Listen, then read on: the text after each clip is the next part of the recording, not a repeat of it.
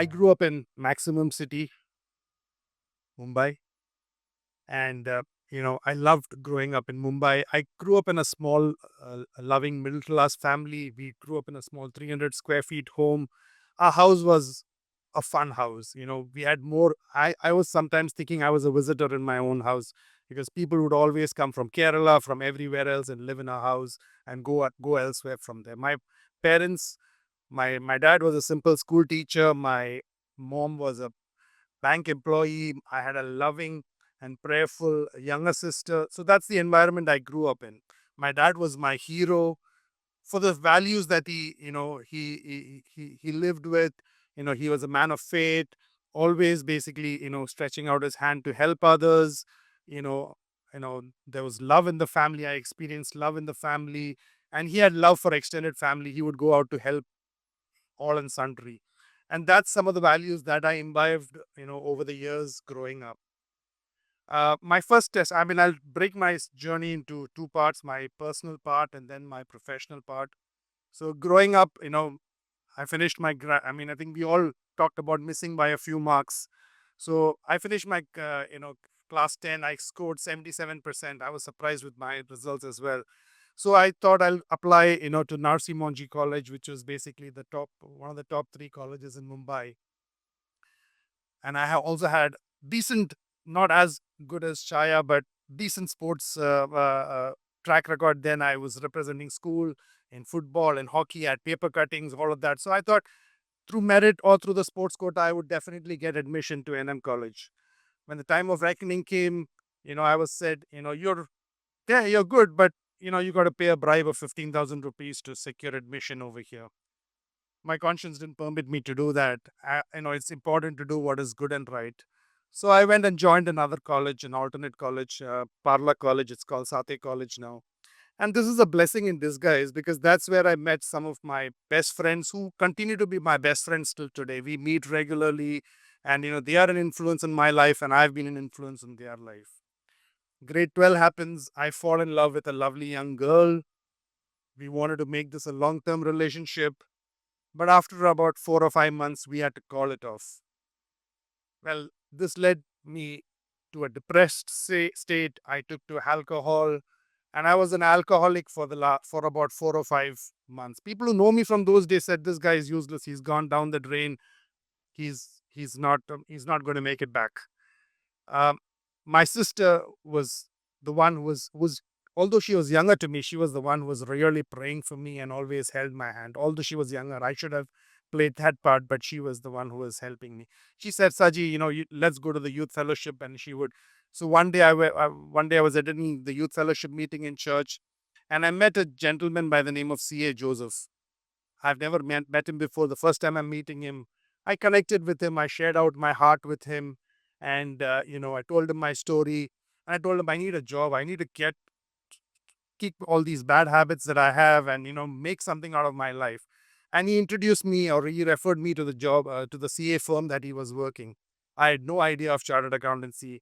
I was like a happy go lucky kid at that point of time.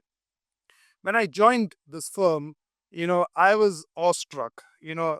I was treated like, like such an important person. I would go for audits and I would get the respect, and I felt wow in my life. I could eat lunches and dinners in nice places, claim those expenses. Wow, I thought I'd made it, and it was such a super feeling. So that was basically, and then comes graduation. I finished my graduation. And then the thought, should I pursue CA? Will I be able to complete it? It's too tough. And around that same time, my dad wasn't well. He had a chronic asthma situation. And, me and my mom told my dad to take early retirement, which he did. So there was pressure to contribute financially also at home. But again, I wanted to do my chartered accountancy, but not sure. So I went to my dad and asked him, Dad, I want to do this, but it's going to take me 5 years. Is it okay if I don't contribute meaningfully to the home? My dad blessed me and said, Son, go and do it. You know, we will manage. God will provide for us. So please go ahead and do it.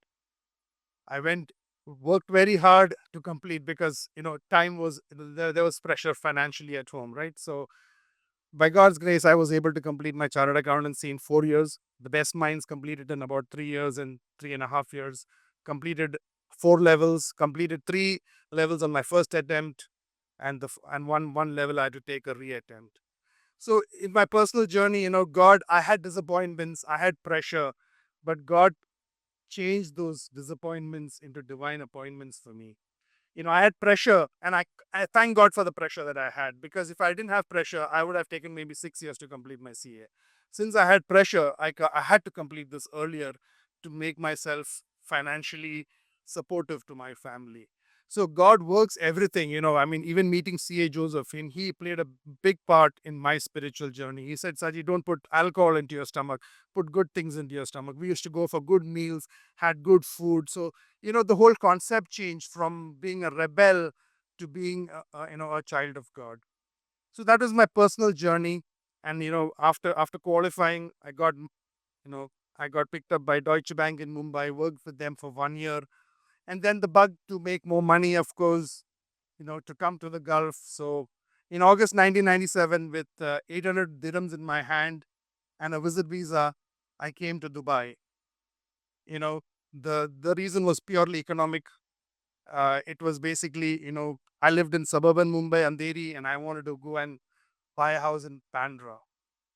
So this is the only reason why I came to Dubai. I said I'll work here for 3 years, 4 years, make a lot of money, and go back to Mumbai, back buy my bigger house, live with my parents. That is the only reason I came over here. 99, I met my loving wife Priya, and we married in July of that year, and we are blessed along the way with three lovely children.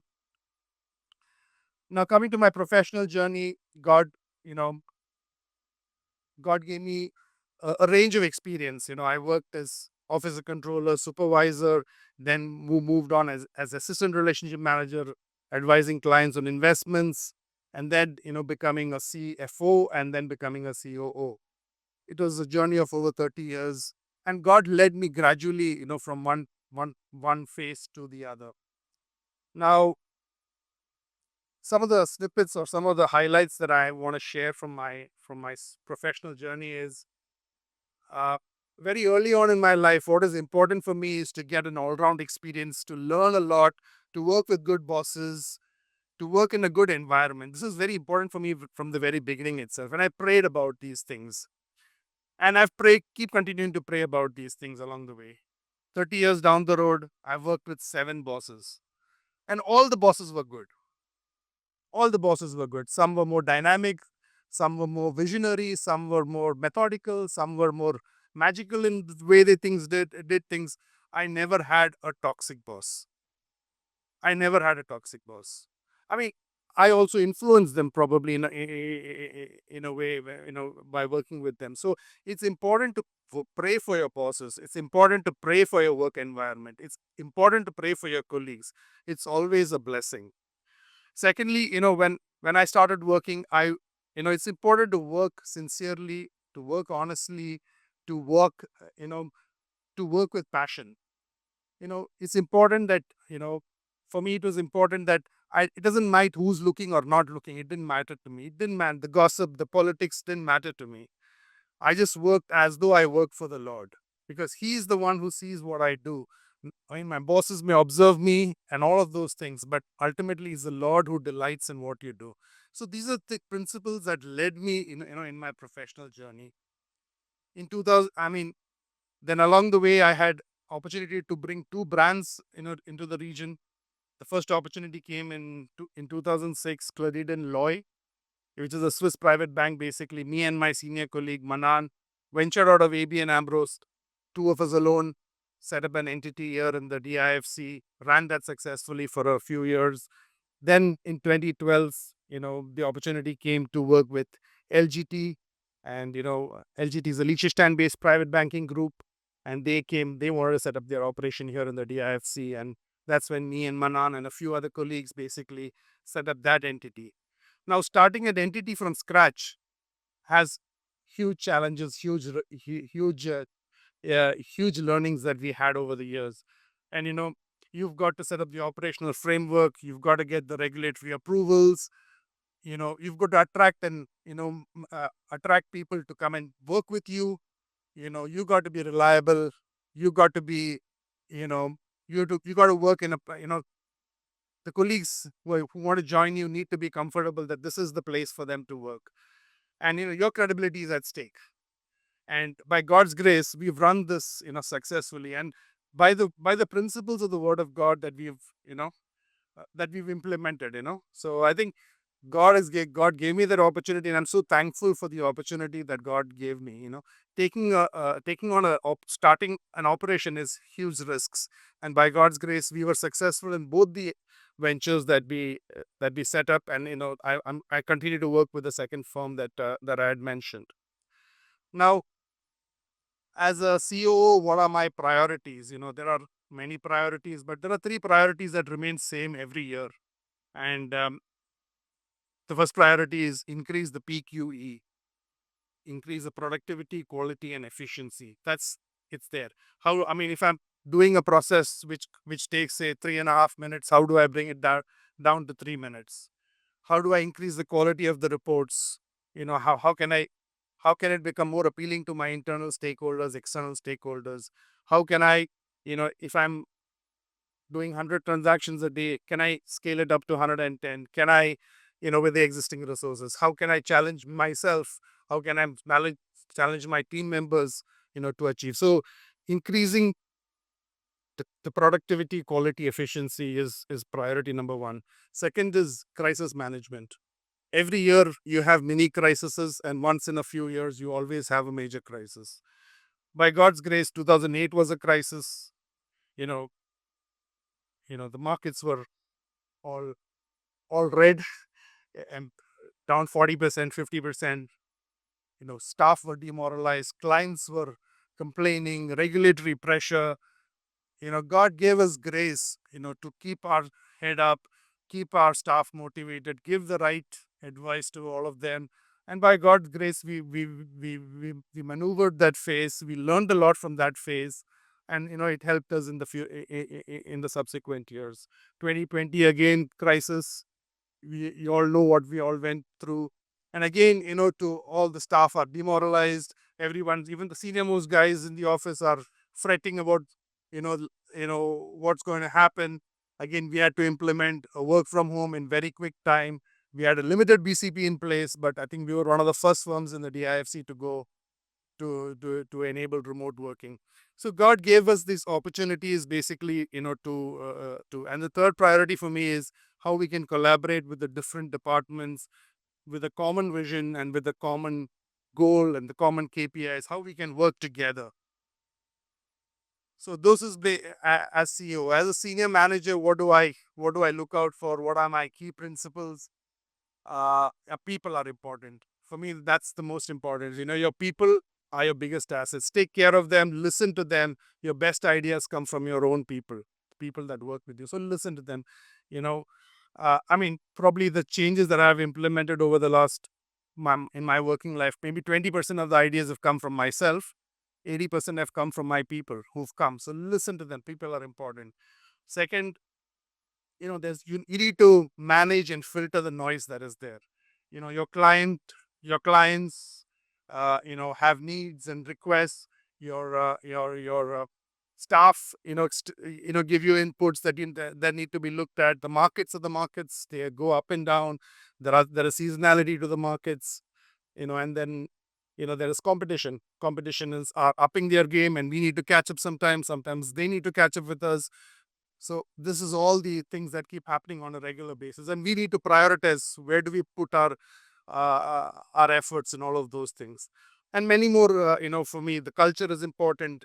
For me, one thing that I drive in the office is no bad language. This is something. This is a red flag for me. And if there are people who and in offices like ours, this is sometimes okay, but for me, it's not okay. So the culture is important, hygiene is important, respect for everyone is important, even the junior most person in the office. Now that's important for me. Then something that I like a lot and I talk a lot about is we need to have constructive tension within our management forums, within our core groups that we work. What do you mean by constructive tension? it's important that, I don't want yes men in my office. I want people to challenge me, and I want to be challenged. I want others to be challenged. And if we harness this quite well, we pull the organization, we pull the teams in the same direction. Together, we all achieve more. So it's important. If we have one person who's not aligned, with the vision, with the KPIs, then you know that team or that person starts dragging everyone else down. So it's important to have this constructive tension, and to use that in the right manner. And similarly, I on no politics. I mean, I've always said something consistently for the last 15 years in my office. Let your work do the talking. you know if there is politics, don't even, it's not worth it. I would rather become a victim of politics than play the game of politics. So, in conclusion, I just want to say three things.